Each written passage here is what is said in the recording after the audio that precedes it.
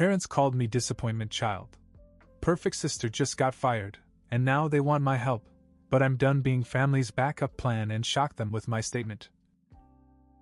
The last words my parents ever thought they would hear from me were, "No."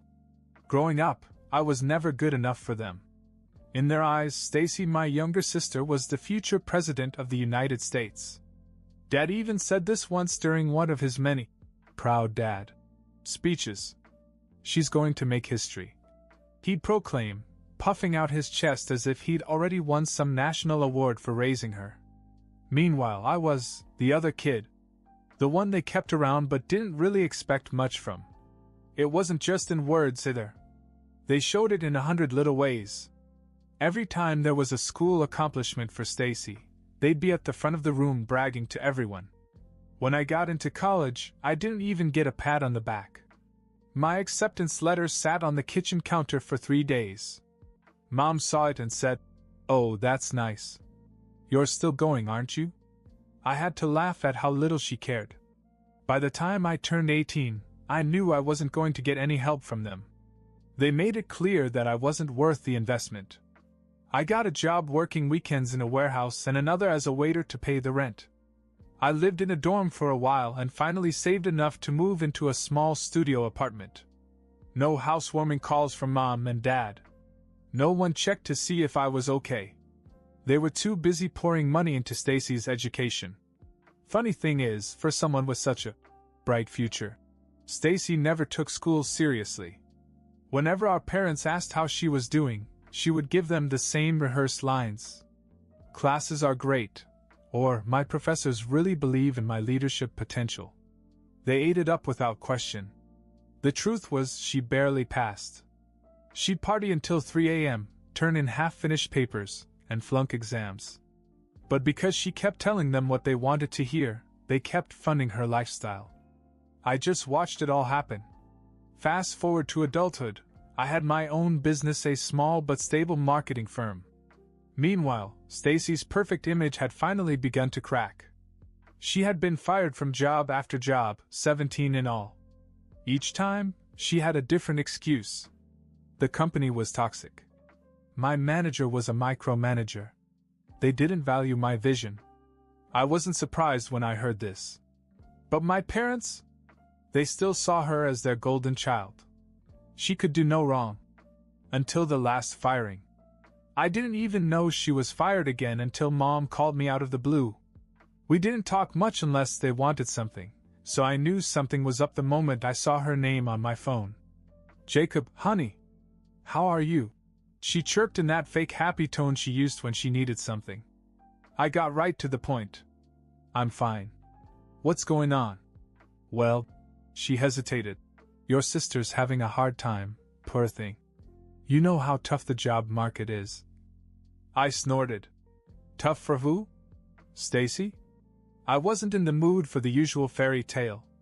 She decided the corporate life wasn't for her. Mom continued, completely ignoring my sarcasm. "She has big dreams, Jacob. She wants to start her own business. But she needs a little help getting started." There it was. The real reason for the phone call. I rubbed my temple. "Let me guess. She needs money." "She's not asking for much," Mom said quickly. "Just $6,000 to help her get started. We'd give it to her, but things are tight for us right now." I'd been down this road too many times. Whenever they needed someone to bail Stacy out, they suddenly remembered that I existed. I was tired of it. "No." There was a long pause. I could practically hear the gears turning in her head, as if she couldn't comprehend what I had just said. "Excuse me?" she finally asked. I said no. I'm not giving her a dime. "Jacob, honey, don't be like that. She's your sister. Families support each other dash." "No." I cut her off. Families also don't treat one of their kids like a backup plan every time the favorite kid screws up. I'm done being that guy. Find someone else to be the hero. For a moment there was nothing but stunned silence from her. I could feel the weight of years of resentment bubbling under the surface, ready to burst. She wasn't ready for this version of me. She'd never had to face it before. But I was tired of being ignored until I was useful. Mom started to stammer something about how Stacy was just going through a phase, and that I needed to understand, but I wasn't listening. I ended the call and threw my phone on the couch. They were going to have to figure this out without me. And that's how things reached a breaking point. But believe me, that was just the beginning. A few days after that call, I thought the drama was over. I expected a few angry texts from Mom or maybe some guilt from Dad, but things were quiet. Too quiet. For once, I actually believed that maybe, just maybe, they would finally leave me alone. Then Stacy showed up at my apartment. I wasn't expecting her. I heard the knock, opened the door, and there she was, standing there like she owned the place. She was wearing a designer jacket and sunglasses and holding a Starbucks cup like a prop. Same old Stacy. Always pretending her life was perfect, even as it crumbled around her. "Hey, big brother," she said with a forced smile. I crossed my arms. "What are you doing here?" "Oh, come on. Can't a sister visit her favorite sibling?" "Cut the crap. Mom called you, didn't she?" She sighed and dropped the act. "Fine. Yeah, she did. Look, I know things have been rocky between us. But I really need your help this time, Jake. Stop calling me Jake. And no. Wow. No hesitation?" She laughed bitterly. "Okay, I get it. You're mad. I know you think I'm getting special treatment, but it's not my fault. I didn't ask for any of this. You didn't say no either." I shot back. "You let them coddle you your whole life, and now you're here begging for more. You don't get to play the victim." She looked genuinely hurt for a second, which threw me off. I wasn't used to seeing her vulnerable. "I'm not here to beg," she said softly. "I came because I don't have anyone else to turn to." I didn't immediately respond. There was something wrong with her tone. I had to admit, this wasn't like her usual games. She wasn't throwing a tantrum or demanding money like she used to. "I'm serious, Jacob. I lost my job because I stole," she finally confessed. My stomach dropped. "What?" "I embezzled money from my last company," she said, her voice cracking. "They wanted to press charges, but Dad paid them off to keep it quiet. That's why they're broke now. It's also why I can't get hired anywhere else. They blacklisted me in the industry." It hit me like a ton of bricks. I had no idea it was that bad. All those firings weren't just because she was a bad employee. She had crossed a line that I never thought she would cross. And Dad, who always preached about integrity and hard work, had been covering for her all along. "You've got to be kidding me," I muttered. "I wish I was," she said, her voice shaking. "I thought I could charm my way out of this, like I always do, but they didn't buy it. Now I'm stuck. I need help, Jacob. Not just money. I need advice." This was unexpected. Stacy had never asked anyone for advice, especially not me. She'd always acted like she was better than the rest of us. For a moment, I didn't know what to say. The petty part of me wanted to slam the door in her face. But another part, the one that still had a shred of empathy, wanted to know more. "Advice on what?" I asked cautiously. She hesitated, then stepped inside. "On how to rebuild everything. I've hit rock bottom. You've been there, haven't you? You started from nothing. I need to know how you did it." I couldn't believe what I was hearing. Stacy, the golden child, was admitting that she envied me. The same sister who used to laugh at my mediocre lifestyle now wanted to learn from me. "Look," I said after a moment, "if you're serious about changing, I'll give you advice. But don't expect me to bail you out of this mess." "I'm not asking for a bailout," she insisted. "I have to earn it this time." That was the most unexpected thing of all. For the first time in her life, Stacy was admitting that she needed to grow up. But it didn't end there. There were more surprises to come, some of which would change our family dynamic forever. I told Stacy I would hear her out, but I wasn't going to make it easy. She wanted advice? Fine. But I wasn't going to sugarcoat it. "All right," I said. First step, you're going to have to get a job. Any job. You're not above working in a coffee shop or waiting tables. She scoffed immediately. Come on, Jacob. I'm not flipping burgers. There it is, I muttered. You say you're serious about changing, but you're still stuck in your entitled mindset. That's why no one takes you seriously. She shifted uncomfortably. I could tell my words were starting to get under her skin. Good. Someone had to give her a reality check, and it certainly wasn't going to be Mom and Dad. Fine, she finally said. I'll get a job. But what's next? That's step 1. You prove you can handle it, and then we'll talk about step 2, I replied. Oh, and you're not living off our parents anymore. You're on your own from now on. Her eyes widened. Wait, what? I thought maybe I could stay here for a while, just until I get back on my feet. I laughed. Absolutely not. I've worked too hard to build this life, and I'm not going to let you freeload your way through it. You have your own lessons to learn. She looked at me, but didn't argue. That was a first. I wasn't sure if she was really trying or just desperate. Either way, I wasn't going to let her off the hook. The conversation ended there, and she left. I didn't expect much to come of it. I figured she'd be offended and crawl back to our parents. But then a strange thing happened. 2 weeks later, she called me back. Hey, she said, sounding more exhausted than I'd ever heard her. I got a job. I was honestly shocked. You're serious? Yeah. It's nothing glamorous, just working the front desk at a gym, but I show up every day.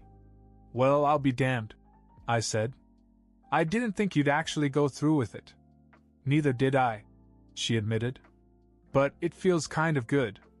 I don't know how to explain it. Welcome to the real world, I said with a smile. It was strange. For once, she sounded grounded, as if all the layers of arrogance had been stripped away.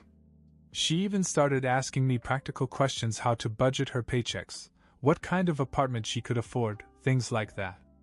I gave her honest answers and advice, but I still kept my guard up. Stacy had a habit of falling back into old patterns. I had to see this through before I could trust that she had really changed. But then came the next unexpected twist.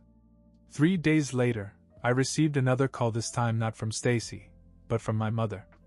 I debated whether or not to answer. I could already imagine the guilt trip she had in store for me. But curiosity got the better of me. Hello?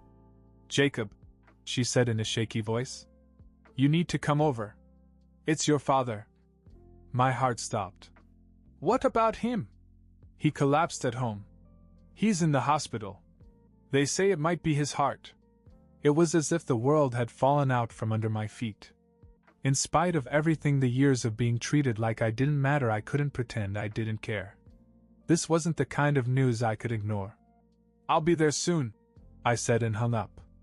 For the first time in years, I was going back to my parents' house. And I had no idea what kind of storm was waiting for me when I got there. The drive to the hospital felt like a blur. My mind raced through memories of my father. Despite how distant we'd been, there was a time when I looked up to him. When I was a kid, before Stacy took over the spotlight, he was my hero. Somewhere along the way, though, he stopped seeing me as someone to be proud of. And now? I didn't know how to feel. When I got to the hospital, Mom was pacing in the waiting room. Her face was pale and she looked more fragile than I'd ever seen her. Stacy was sitting quietly in a chair, her phone untouched in her lap, which was strange. Usually she'd be scrolling through Instagram or texting someone, but now she looked lost. Jacob! Mom rushed over and hugged me tightly. Thank God you're here. How is he? I asked. They're still running tests, she said, her voice shaking. They think it was a heart attack. I nodded and looked at Stacy. She met my eyes, but said nothing. It was a strange moment of shared understanding, as if our usual sibling rivalry had been temporarily suspended. We sat there in silence for a while, the only sounds coming from the faint beeping of the hospital monitors down the hall. Finally, a doctor came out and gave us the news. Dad had suffered a small heart attack, but they caught it early. He was stable now and would have to make major lifestyle changes, but he'd survive. Relief washed over me like a wave. As much as I resented the man, I didn't want him dead. They allowed us to see him one at a time. Mom went in first. Stacy and I sat awkwardly outside his room. She finally broke the silence. "Hey," she said quietly. "I know we had our differences, but thanks for coming." "Of course I came," I said, still a little reluctant. "I wasn't sure you would," she admitted. "I mean, after everything." I didn't answer right away. Part of me wanted to say something sarcastic, but I could tell she meant it. I decided to let it go. "So, what now?" I asked. "What's the plan for Dad?" "Mom's freaking out," she said. "She doesn't know how they're going to handle the bills or the stress. And, well, you know Dad. He's not very good at admitting he needs help." "Yeah. Sounds about right." There was a pause before she spoke again, and this time her voice was softer, almost hesitant.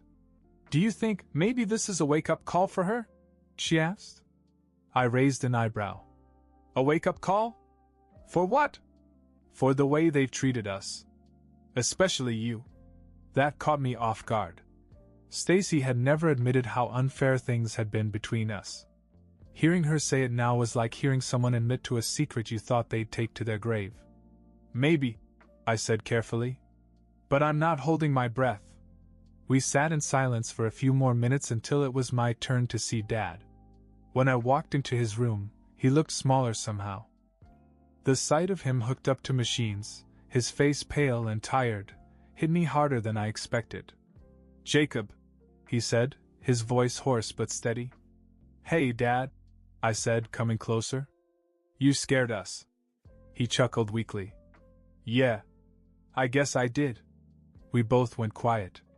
It was as if either of us knew how to start this conversation. There was so much baggage between us, and here we were father and son, forced to confront each other at the most vulnerable moment of his life. "Listen," he finally said. "I know. I haven't always been the father you needed." I blinked, caught off guard. "What do you mean?" "I mean I should have been there for you more," he said. "I was too focused on Stacy's future.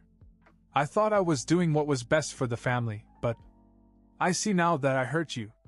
I never gave you the credit you deserved. I didn't know how to react. Part of me wanted to be angry, to tell him it was too little, too late.